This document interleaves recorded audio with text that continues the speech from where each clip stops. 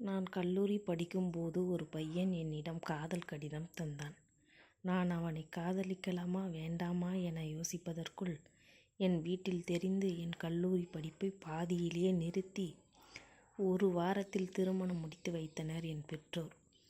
எனக்கு பிடித்து இருக்கா பிடிக்கலையான்னு கூட கேட்கல.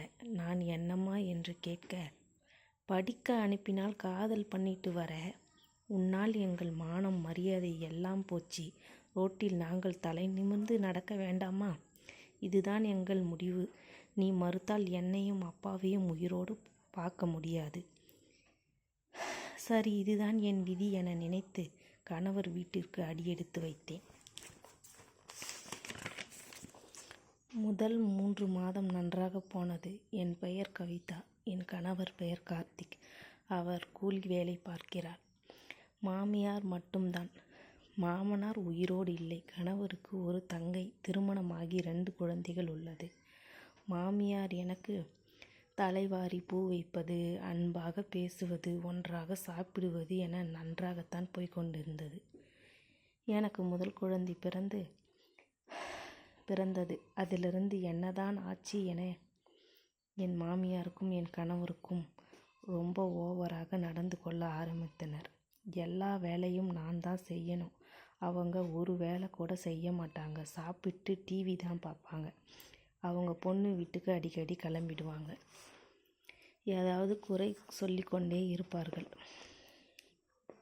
வாரிசுக்காகத்தான் என்னிடம் நன்றாக நடந்து கொண்டார்கள். பேரனை மதிக்கும் அளவிற்கு கூட என்னை மரியாதையாக நடந்து கொள்ள மாட்டார்கள்.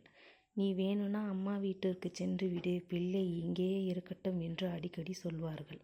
அதற்கு மேல் என் கணவர் 1 ரூபாய் கூட சம்பாதித்து என்னிடம் கொடுக்க மாட்டார். என்னை மதிக்கவும் மாட்டார்.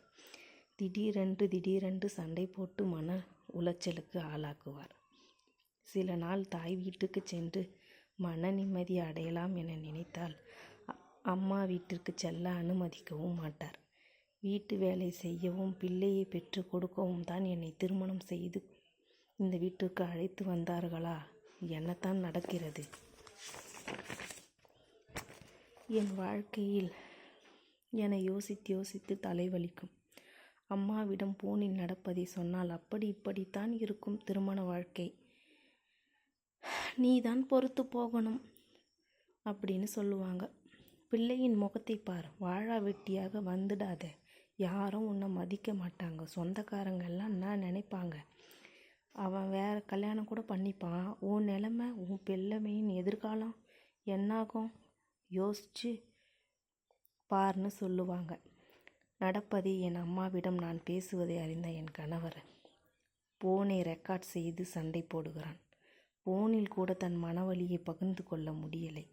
எப்பயாவது அப்பா அம்மா வீட்டிற்கு வந்தால் மிகவும் நல்லவர்கள் போல் என் மாமியாரும் கணவரும் நடந்து கொள்வார்கள். நான் மிகவும் அமைதியாகிவிட்டேன்.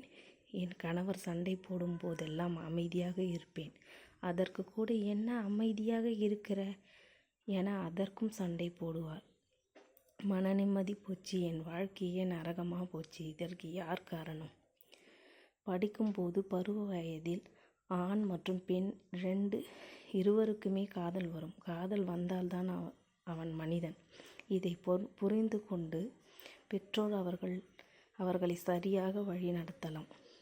முதல்ல நீ படி, வேலை கிடைக்கட்டும், பிறகு யாரை காதலித்தாலும் எங்களுக்கு சம்மதம் என அறிவுரை கூறி அவர்களுக்கு நம்பிக்கையை கொடுத்து அவர்கள் வாழ்க்கை பாதையை சீராக்கலாம்.